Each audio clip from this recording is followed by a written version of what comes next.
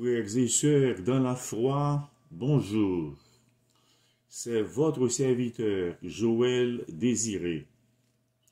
Lisons Michée chapitre 6, verset 8. On t'a fait connaître, ô homme, ce qui est bien, et ce que l'Éternel demande de toi, c'est que tu pratiques la justice, que tu aimes la miséricorde et que tu marches humblement avec ton Dieu. Prions le Seigneur. Ô Seigneur, nous sommes venus dans ta maison pour t'adorer.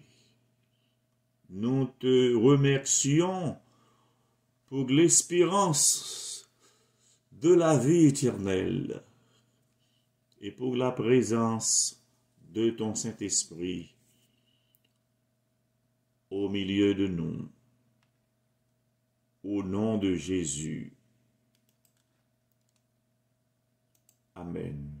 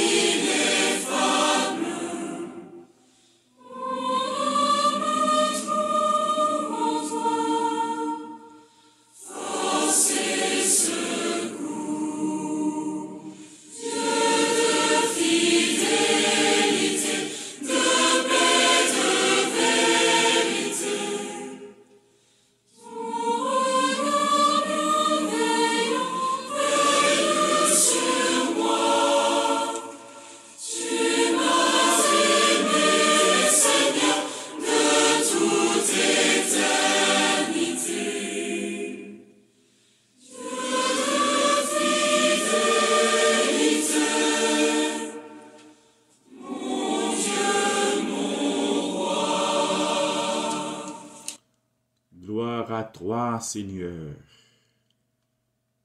Gloire à toi, Seigneur. Les trois piliers de la vie chrétienne, c'est le thème de notre message. Un pilier est un support vertical dans une construction. Quand nous parlons de piliers, nous parlons des principes qui guident la vie chrétienne. Frères et sœurs, nous sommes vers l'an 700 avant Jésus-Christ. Le prophète Michée se trouve dans une période de trouble à tous les niveaux, religieux, social, moral. Israël est défiguré par la corruption. La justice est foulée aux pieds. Oui, Michée chapitre 6 met en scène un homme qui demande à Dieu comment faire pour lui plaire. La Bible affirme qu'il est impossible de plaire à Dieu sur la base des œuvres. Michée 6, verset 8 résume la manière dont Dieu veut que nous vivions. On t'a fait connaître, ô homme, ce qui est bien, et ce que l'Éternel demande de toi, c'est que tu pratiques la justice, que tu aimes la miséricorde et que tu marches humblement avec ton Dieu. Quels sont les trois piliers de la vie chrétienne, selon Michée 6, verset 8? Premier pilier de la vie chrétienne, pratiquer la justice. Répétez avec moi. Pratiquer la justice. La justice dans la pensée biblique est ce qui est juste aux yeux de Dieu, ce qui est conforme à sa volonté. Jésus dira, cherchez premièrement le royaume et la justice de Dieu. Matthieu 6, verset 33. Mes frères et sœurs, l'injustice est partout dans notre monde. La Banque mondiale en 2001 a identifié la corruption comme le seul grand obstacle au développement économique et social. La corruption est l'abus de pouvoir et l'abus de confiance à des fins d'enrichissement personnel. La Bible dit clairement que la corruption est un péché. Samuel a nommé ses fils juges en Israël. Mais les fils de Samuel ne marchèrent point sur cette race. Ils se livraient à la cupidité, recevaient des présents et violaient la justice. 1 Samuel 8, verset 3.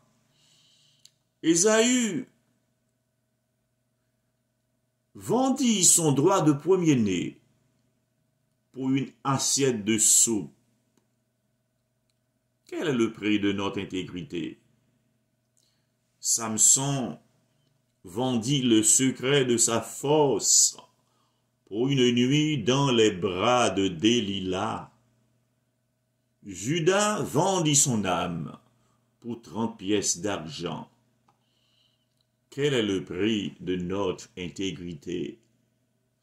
Dans un village en Inde, on a demandé à une petite fille, qu'est-ce qu'un chrétien? Sa réponse était simple. Les chrétiens sont des gens qui sont différents. Amen. L'une des causes de nombreuses révolutions dans le monde est la révolte contre l'injustice des dirigeants.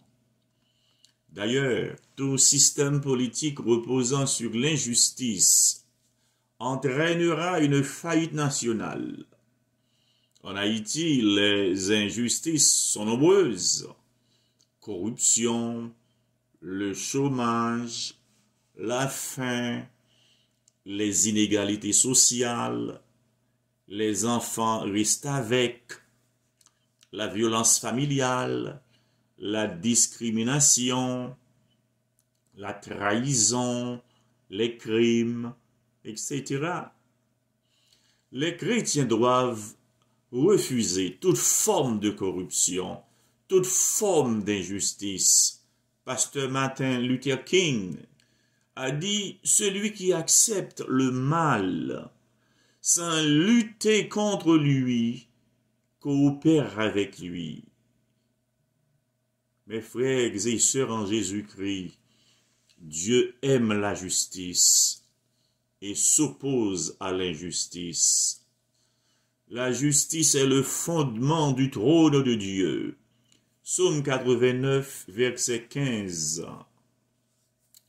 Dieu n'approuve pas la partialité, qu'il s'agisse d'une balance faussée ou d'un système juridique injuste. Lévitique 19, verset 15. Jacques 2, versets 8 et 9. Quelqu'un a dit, enlever la moralité de la politique, c'est exposer la société aux abus des dirigeants. Enlever la moralité de l'Église, c'est plonger la société tout entière dans les ténèbres spirituelles. Amen. La justice élève une nation, mais le péché est la honte des peuples. Proverbe 14, verset 34. Est-ce que vos actions reflètent la justice? Mes bien-aimés, devant l'injustice dont nous sommes témoins, nous sommes appelés à refuser de nous taire. Prier afin de savoir comment agir. Dénoncer cette injustice et annoncer le jugement du Seigneur. Lorsque l'injustice devient la loi, la résistance devient un devoir, a dit pasteur Martin Luther King. Si une nation, une institution, un monde qui fait nos injustices, comptez sur la justice de Dieu. Justice, bon Dieu, c'est cabouette bœuf. Frères et sœurs, la Bible dit la religion pure et sans tache devant Dieu notre Père consiste à visiter les orphelins et les veuves dans leur affliction et à se préserver des souillures du monde. Jacques 1er, verset 27. Êtes-vous un défenseur de la justice? Êtes-vous un défenseur des pauvres? Second pilier de la vie chrétienne, aimer la miséricorde. Répétez avec moi. Aimer la miséricorde. Il s'agit non seulement d'agir avec justice, mais aussi et surtout avec bonté, avec bienveillance, avec amour. Que nous demande le Seigneur? Soyez donc miséricordieux, comme aussi votre Père est miséricordieux. Luc 6, verset 36. Nous devons avoir compassion pour moun qui a souffert et pour moun qui a fait souffrir. Nous devons respecter le droit de nos frères et sœurs persécutés. Montrer la solidarité au sein du corps de Christ. Si un membre en souffre, tous les membres souffrent avec lui. Si un membre est honoré, tous les membres se réjouissent avec lui. Vous êtes le corps de Christ et vous êtes ses membres, chacun pour sa part. 1 Corinthiens 12, versets 26 et 27. Pas dit affaire cabrit, pas affaire mouton. Dit affaire cabrit, c'est affaire mouton. Amen. Pendant que nous en avons l'occasion, pratiquons le bien envers tous et surtout envers les frères à la foi. Galates 6, verset 10. Dieu est juste parce qu'il nous aime et qu'il ne tolère pas le mal. Dieu hait le mal. Il y a 6 choses que hait l'Éternel, et même 7 qu'il a en horreur. Les yeux hautains, la langue menteuse, les mains qui répandent le sang innocent, le cœur qui médite des projets iniques, les pieds qui se hâtent de courir au mal, le faux témoin qui dit des mensonges, et celui qui excite des querelles entre frères. Proverbe 6, versets 16 à 19. Frères et sœurs, nous sommes appelés à aimer comme Christ a aimé, c'est-à-dire dans l'humilité et en cherchant constamment l'intérêt de l'autre. L'apôtre Paul parle de se supporter les uns les autres en toute humilité et douceur et avec patience. Éphésiens 4, verset 2. Je vous donne un commandement nouveau, dit Jésus. Aimez-vous les uns les autres. Jean 13, verset 34. Un missionnaire a dit, la vraie adoration de Dieu passe toujours par l'amour du prochain. Amen. Aimer, c'est donner. Dieu a tant aimé le monde qu'il a donné son Fils unique. Aimer, c'est se donner. Que toute votre vie soit dirigée par l'amour, comme cela a été pour le Christ. Il nous a aimés et a livré lui-même sa vie à Dieu.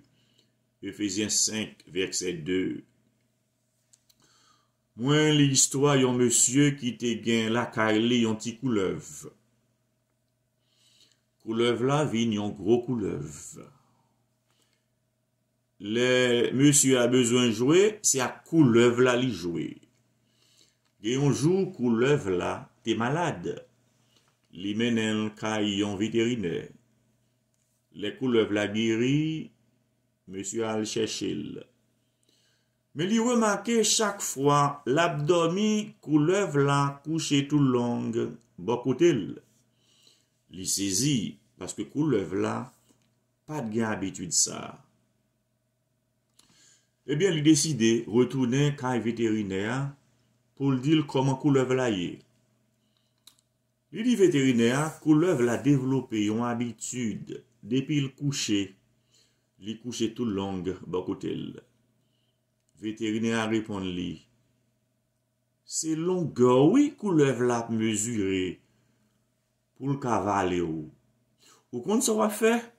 Débarrasser de couleuvre là immédiatement. Wow.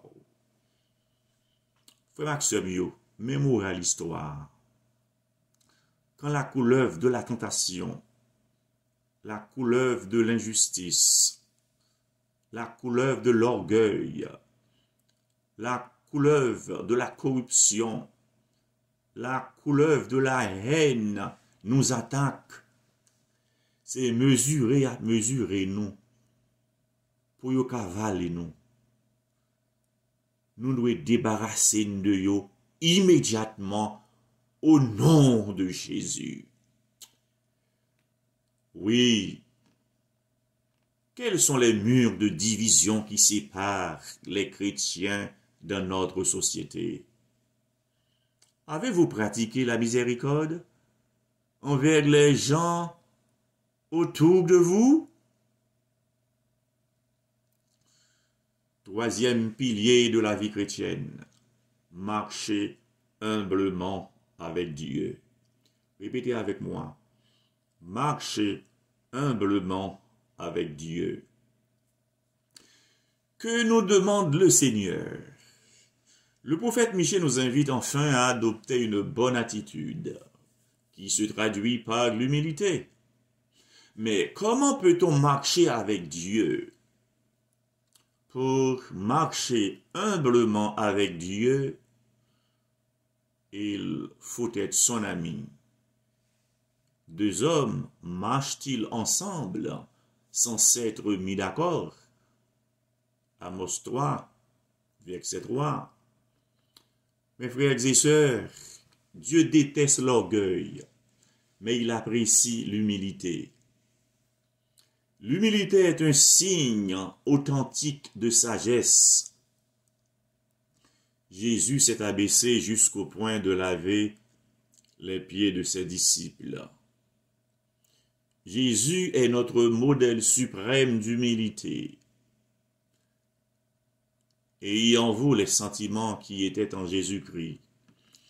C'est pourquoi l'apôtre Paul encourage les Philippiens et nous tous à suivre l'exemple du Seigneur. Philippiens 2, versets 3 à 9. L'humilité est nécessaire pour obéir à Dieu.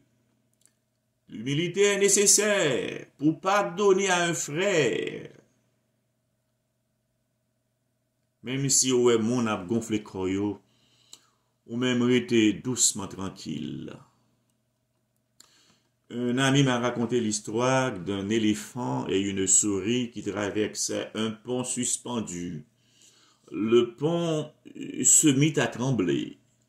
La souris se retourna et dit à l'éléphant, tu as vu, Fanfan, nous avons fait trembler le pont.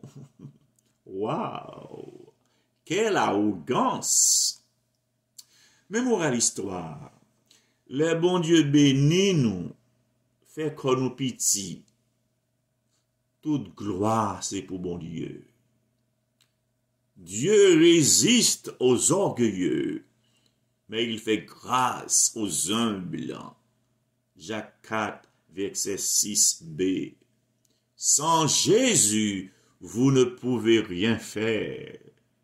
Jean 15, verset 5b. Amen. Amen. Chers amis, lorsque Satan vous conseille de vous venger, Dieu vous demande d'être un artisan de paix. Lorsque Satan dit que vous êtes seul, Dieu dit qu'il ne vous abandonnera jamais et qu'il a un plan pour votre vie. Jérémie 29, verset 11. Enoch, après la création d'Adam et Ève, après le péché et le premier meurtre, l'Éternel honore Enoch parce qu'il marcha avec lui. Genèse 5, versets 22 et 24.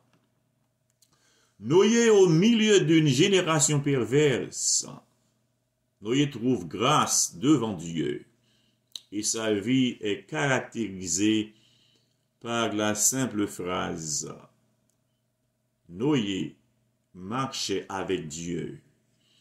Genèse 6, verset 9. Martin Luther, le grand réformateur, te dit une fois, moi pas connais dans qui chemin bon Dieu a mené, mais moi connais guide là. C'est qui est-ce qui guide nous? Jésus est notre guide. Amen. Amen. Pour marcher avec Dieu, nous devons lui faire confiance. Frères et sœurs, Dieu a besoin des hommes courageux, des hommes fidèles. Je dis à ça les hommes considérés comme valeurs, ces âmes, violence, menti, injustice, abus, corruption, exploitation, domination, craser l'argent avec l'ambition.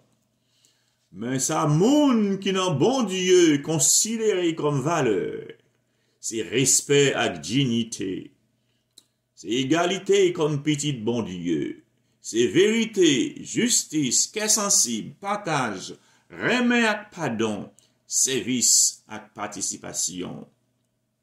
Bien-aimés, en lisant le contexte de notre verset, Michée 6, verset 8, à qui s'adresse le prophète Michée?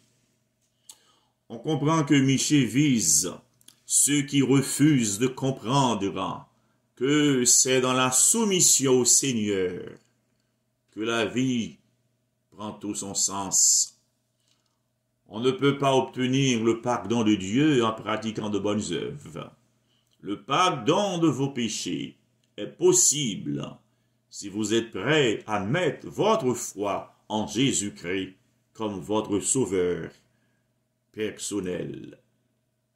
Moi, l'histoire d'un missionnaire qui gagnait plusieurs milliers d'hommes pour Christ.